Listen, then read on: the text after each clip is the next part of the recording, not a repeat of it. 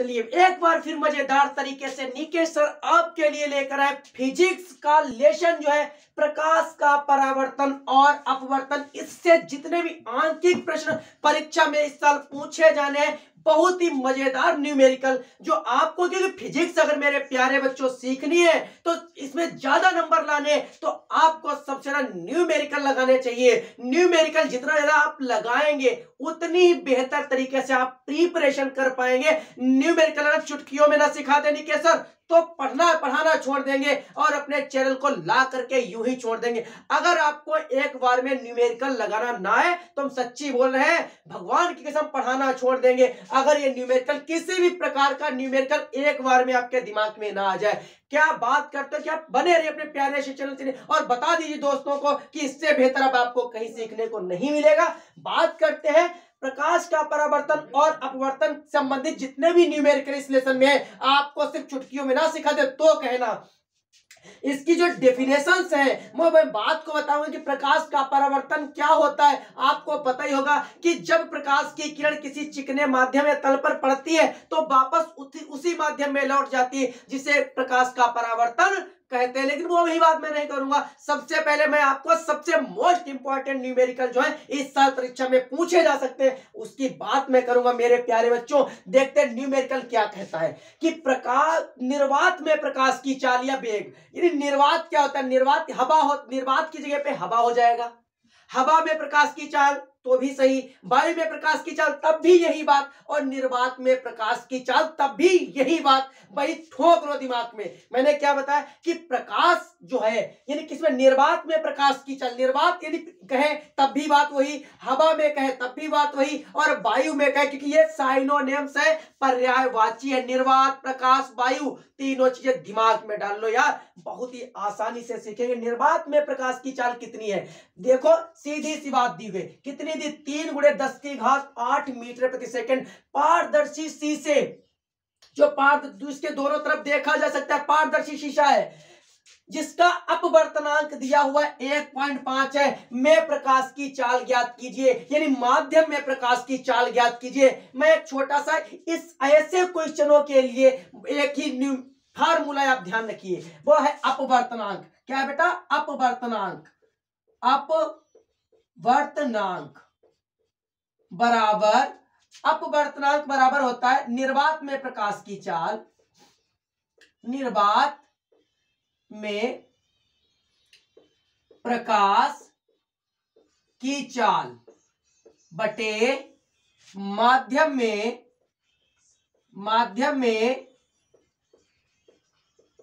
प्रकाश की चाल।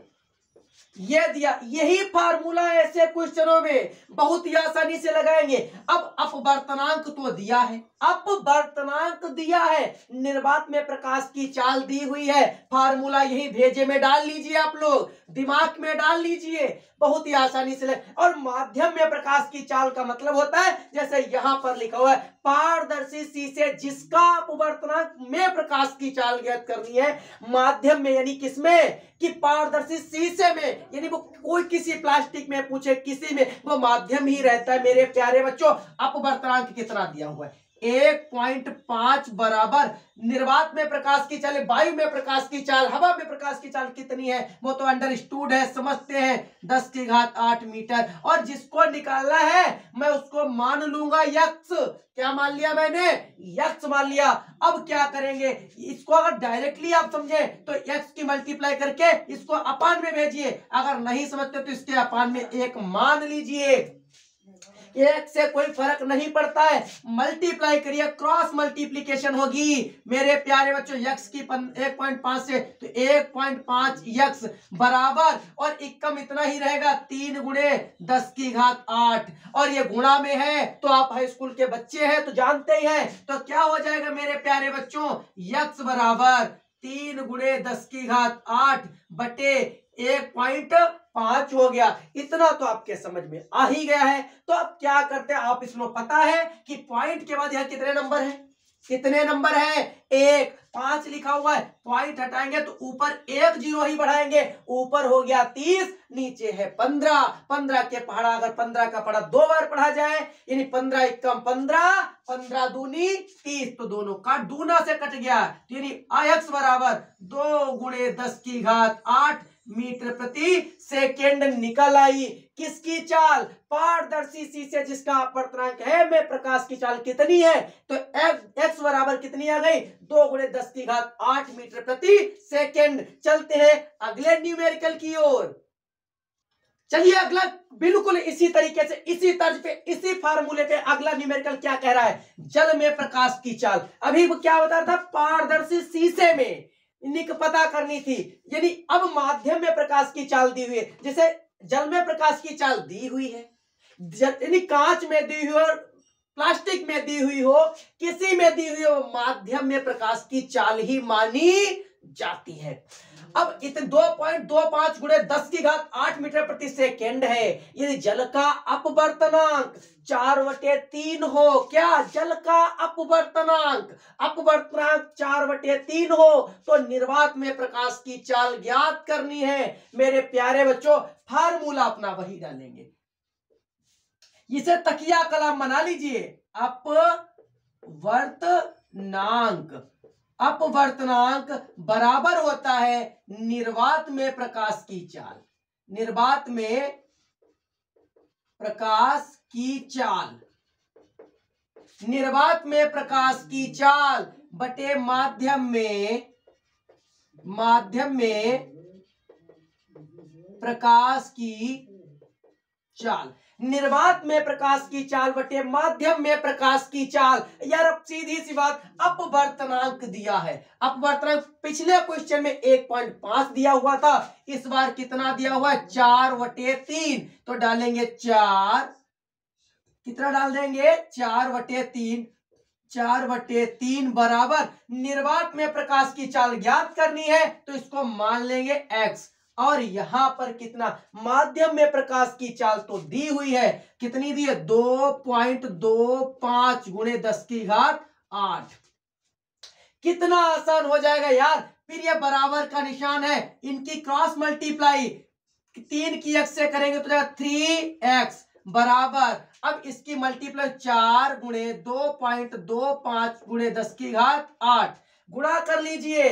कैसे करेंगे? 3x बराबर 4 की गुणा 5 से करेंगे, पहले 4 पंचे 20, हासिल आया 2। 4 का पढ़ा 2 बार पढ़ेंगे, 4 दूनी 8, जो हासिल जोड़ेंगे 10, 10 का जो आएगा 0 और हासिल आया 1। और 2 4 का पढ़ा पढ़ेंगे किसके? 2 बार, 4 दूनी 8, रेख हासिल 9। और यहाँ पर 2 संख्याओं के बाद पॉइंट लगा था, तो हमने 2 संख्याओं के बाद पॉइंट लगा दिया और गुणे 10 की घात 8। इतना समझ में आ ही गया होगा।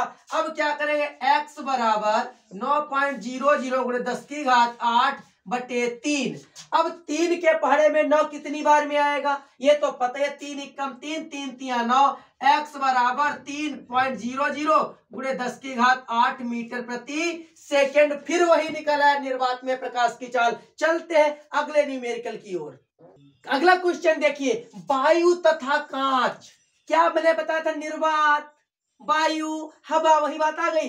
वायु तथा कांच, पहले वायु फिर कांच में प्रकाश की चाल क्रमशः किसकी? वायु। वायु की चाल कितनी दी हुई है? वायु की चाल, निर्वात में प्रकाश की चाल और कांच में प्रकाश की चाल 2 गुणे 10 की घात 8 मीटर प्रति सेकेंड दी है।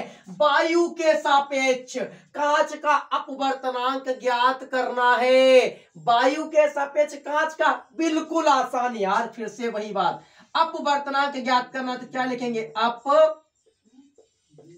अपवर्तनांक बराबर निर्वात में प्रकाश की चाल बटे माध्यम में प्रकाश की चाल। निर्वात में प्रकाश की चाल यानी हवा दिया हुआ कितना? 3 गुणे 10 की घात 8 मीटर प्रति सेकेंड, और माध्यम में अर्थात कांच में दी हुई है 2 गुणे 10 की घात 8 मीटर प्रति सेकेंड। तो समझना है ये दोनों और ये दोनों कैसे कटेंगी, मैं डायरेक्ट नहीं काटूंगा, मैं आपको समझा के काटूंगा। 10 की घात 8 है, ये नीचे प्लस के ऊपर जाएगी तो हो जाएगी माइनस की, यानी यहां पे हो जाएगा, भाग करेंगे 3 को किससे करेंगे? 2 से। तो यार हो जाए 2 इक्का 2 हो गया, बचा 1 पॉइंट लगाया, 0 बढ़ाया, 2 पंचे 10, यानी 1.5 ये हो गया। अब ये तो भाग कर दिया हमने यार, तो अब बचा कितना? 10 की घात 8 प्लस की है ये, और ये नीचे से ऊपर आया ना गुणे में, तो 10 की घात -8, माइनस और प्लस कट गया, डायरेक्ट भी कर सकते थे आप लोग। तो 1.5 आ गया आपका आंसर। चलते हैं अगले न्यूमेरिकल की ओर। मोस्ट इंपॉर्टेंट, सबसे ज्यादा इंपॉर्टेंट पेपर की दृष्टिकोण से यही न्यूमेरिकल है। देखते हैं क्या है। वायु के सापेक्ष, किसके? वायु के सापेक्ष, समझ लीजिए, वायु के सापेक्ष। अब यहां से समझिए, वायु को इंग्लिश में क्या कहते हैं बेटा? Air. Air, AIR, air. Air का पहला शब्द होता है ए मैंने ले लिया, सापेक्ष को मैंने मान लिया एन, ए और एन। समझिए मेरी बात, ए क्या है? वायु के सापेक्ष, हवा के सापेक्ष हो गया। क्या? जल का अपवर्तन, जल यानी वायु के सापेक्ष जल। जल का कितना दिया हुआ है? कितना दिया? जल को क्या कहते हैं इंग्लिश में? वाटर। जल को इंग्लिश में क्या कहते हैं? वाटर। का लिख दिया W। तो ये ANW लिखा हुआ है, तो क्या लिखा हुआ है? वायु के सापेक्ष जल का अपवर्तनांक लिखा है 60 शब्दों में, छोटे शब्दों में।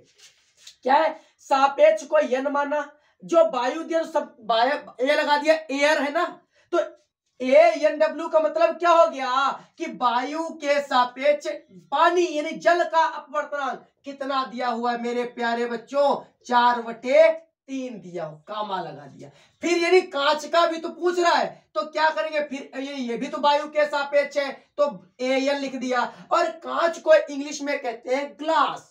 क्या कहते हैं? ग्लास। उसका पहला शब्द होता है जी। और ये कितना दिया हुआ है यार? 3/2 दिया हुआ है। ये दिया हुआ है या नहीं दिया हुआ है? अब बात करते हैं तीसरी, निकालना क्या है मेरे प्यारे बच्चों? क्या जल का निकालना किसका है? जल का। जल का निकालना है, समझिए, किसका निकालना है? जल का निकालना है। कब? कांच के सापेक्ष, यानी वायु के सापेक्ष। तो यहाँ पे कांच के सापेक्ष, ये 3 शब्द देखिए, वायु के सापेक्ष, तो यहाँ कांच के सापेक्ष। तो वायु के सापेक्ष को, तो वायु सापेक्ष के पहले क्या लिखा हुआ था? वायु। तो यहाँ पे हमने ए पहले लिखा, यहाँ सापेक्ष के पहले क्या लिखा? कांच। तो लिखेंगे हम जी। क्या लिखेंगे? जी। और सापेक्ष को क्या मानते हैं? यन। और जिसका निकालना होता है जल, तो यहाँ पे लिखेंगे W।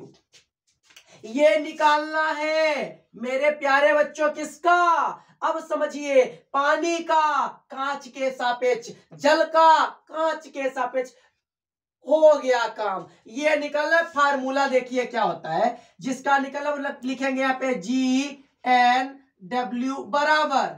अब क्या करेंगे? जो चीज निकालनी है, जिसका निकलना, यहाँ पे क्या आया? W आया। तो जो जिसका निकालना होगा उसका मान देखेंगे वायु के सापेक्ष, तो कितना है, तो वो चीज देखेंगे AN और W अपान। अब ये देखेंगे जिसके सापेक्ष निकालते हैं उसका मान वायु के सापेक्ष कितना है, तो देखेंगे AN और G। अब मान डाल देंगे दोनों के, तो कितना दे? 4/3, फिर बटे में हो गया 3/2। अब ये हो गया मेरे प्यारे बच्चों, तो 4/3 हम ऐसे ही लिखेंगे, और ये दोनों संख्या भाग में गुणा में ले आएंगे, बिल्कुल नीचे वाली बिल्कुल ऊपर, और ये संख्या 3 नीचे आ जाएगी, पलट जाएंगे नंबर, तो हो जाएंगे 3। और क्या हो जाएगा? 4 दूनी 8 और 3 तिया 9। यही है क्या? अपवर्तनांक जल का कांच के सापेक्ष अपवर्तनांक कितना है? 8/9। कैसा लगा वीडियो? चलते हैं अगले न्यूमेरिकल की ओर। देखिए अगला न्यूमेरिकल, इस तरीके के भी न्यूमेरिकल आते हैं। अगर आपको ये वीडियो अच्छा लग रहा है, समझ में आ रहा है, तो लाइक जरूर करिए, क्योंकि सब्सक्राइब तो आप करेंगे नहीं, क्योंकि आपको वीडियो देखने और सब्सक्राइब करना नहीं है, तो लाइक पढ़ भी नहीं पाएंगे। मजा ना है तो कहना यार। सीधी सी बात। अब बात करेंगे दूसरी तरीके के न्यूमेरिकल किस तरीके से होते हैं, कैसे सॉल्व करते हैं, क्या दिया है, कैसे दिया, कैसे करना है। आप अभी तक सब्सक्राइब नहीं किए तो कर लीजिए, क्योंकि इससे बेहतर तो आपको सीखने को नहीं मिलेगा। बहुत ही गजब तरीके से बताएंगे, एक एक न्यूमेरिकल आपके दिमाग में होता चला है। बात करते हैं एक 20 सेमी फोकस दूरी के उत्तल लेंस उत्तल लेंस की बात की गई है। फोकस दूरी, कौन सा शब्द दिया है? फोकस दूरी। इंग्लिश में कहते हैं फोकल लेंथ। क्या कहते हैं? फोकल लेंथ कहते हैं। फोकल को यानी एफ, यानी कैपिटल एफ से हम रिप्रेजेंट करते हैं। एफ बराबर कितना दिया हुआ है? 20 सेंटीमीटर। अब यहां पे क्या, अगर अवतल लेंस होता, कौन सा लेंस होता? अवतल लेंस होता, तो जितना फोकस दूरी दिया है इसके सामने माइनस का निशान लगा देते। किसका लगा देते? माइनस का लगा देते। समझ में आया कि नहीं आया? माइनस का क्यों नहीं लगाया? क्योंकि यहाँ पे उत्तल लेंस दिया हुआ है। कौन सा लेंस दिया हुआ है? उत्तल लेंस दिया हुआ है। और अवतल लेंस होता तो माइनस का 20 सेंटीमीटर लिखते हैं। चलो छोड़ो, अब बात करते हैं किसकी, बहुत ही आसानी से। यानी लेंस से 20-60 सेमी दूरी पर एक मोमबत्ती रखी है। मेरी बात अगर भेजे में पढ़ रहे तो समझिए, 3 शब्द बताऊंगा, गारंटी से दिमाग में यार बात आ जाएगी तुम्हारे। रखा है, रखी है, रखे है, और स्थित, ये स्थित है। ये 4 शब्द भेजे में डाल लो बेवकूफों, डाल लो, यही काम आने वाले हैं। अगर ये शब्द 4 आपको पता है, रखा है, रखी है, रखे और स्थित है, तो 4 शब्द अगर ऐसे न्यूमेरिकलों में दिया है तो आप दिमाग में डालो यू दिया है। क्या दिया है मेरे प्यारे बच्चों? यू दिया है। अगर ये 4 शब्द दिए हैं तो मतलब यू दिया है। तो यू दिया हुआ है कितना? 60 सेंटीमीटर। और यू इन ऑलवेज, कुछ कंडीशनें हैं, जब मैं गहराई से आपको पढ़ाऊंगा, डेफिनेशन वगैरह थ्योरी पढ़ाऊंगा, तब बताऊंगा किस स्थिति में यू प्लस में होता है। लेकिन मोस्टली 95% ये यू जो होता है इन ऑलवेज माइनस, और इसीलिए हम इसका साइन लगा देंगे माइनस का। समझ में आया है नहीं कि यू ज्यादातर मोस्टली यानी 95% माइनस में होगा। समझ में आया कि नहीं? और कौन कौन से शब्द दिए हो तो जान जाओगे कि यू दिया हुआ है, रखा है, रखी है, रखे हैं और स्थित है। समझ में आया कि नहीं है? तो यहाँ पे क्या लिखा था? रखी है, तो यानी व्यू दिया है।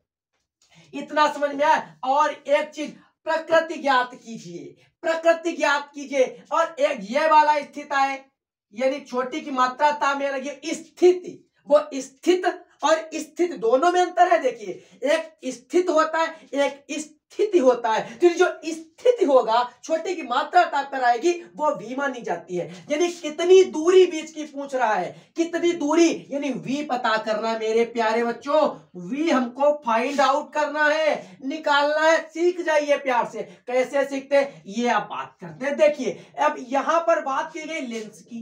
किसकी बात की गई? लेंस की। दर्पण का फार्मूला क्या होता है? 1/f बराबर 1/v प्लस 1/u होता है दर्पण का सूत्र। जब दर्पण लिखा हो तो यहां पर प्लस करिए, अगर लेंस लिखा हुआ है तो घबराइए मत, माइनस हो जाएगा। यहां पर यह माइनस हो गया, क्यों? क्योंकि ये लेंस का फार्मूला है। मान डालते चलेंगे, मान डालेंगे। 1/20 दिया हुआ है, कितना दिया हुआ? 20 दिया हुआ, मैंने डाल दिया, बराबर 1/v माइनस 1/u का मान डालना है -60, तो -60 डालेंगे तो यहाँ पे ब्रैकेट लगाएंगे। अब ब्रैकेट खुलेगा तो प्लस माइनस माइनस हो जाएगा प्लस। क्या हो जाएगा? प्लस। तो अभी से ना क्यों कर दी, क्यों बता तो दिया ही है, तो यहाँ पे डायरेक्ट मैंने कर दिया प्लस, क्योंकि आपको समझा के किया। अब ये हो गया प्लस। अब निकालना तो भी है, तो इसका रिप्लेसमेंट कर देंगे, पक्षांतर करेंगे। 1/60 जो प्लस का है, तो ये बराबर की लक्ष्मण रेखा पार करके जाएगा, तो किसका हो जाएगा? माइनस का। सपोज करिए आपकी लड़ाई हो गई अपने गांव में किसी अन्य लड़के से, तो आप अपने घर पे तो मजबूत है, गांव वाले आपका ही पक्ष लेंगे, और आपको जो पीटेगा तो उसी को पीट दिया जाएगा, वो आपको मार के नहीं जा सकता। और आप किसी के गांव से किसी को मार के नहीं आ सकते। वही चीज वहां पर आप माइनस में हो जाते हैं। तो यानी ये अपना घर छोड़ के जा रहा है 1/60, तो इसका पावर कम होगा कि नहीं होगा? माइनस में होगा कि नहीं? अगर माइनस में है तो प्लस में हो जाएगा, प्लस में है तो माइनस में हो जाएगा। ये तो होना ही है। 1/60 प्लस का है तो उधर जाएगा, काहे को जाएगा? माइनस का। तो यहाँ पे 1/20 और ये माइनस का 1/60 इधर आ गया, और इधर बचा सिर्फ 1/v बचा हुआ।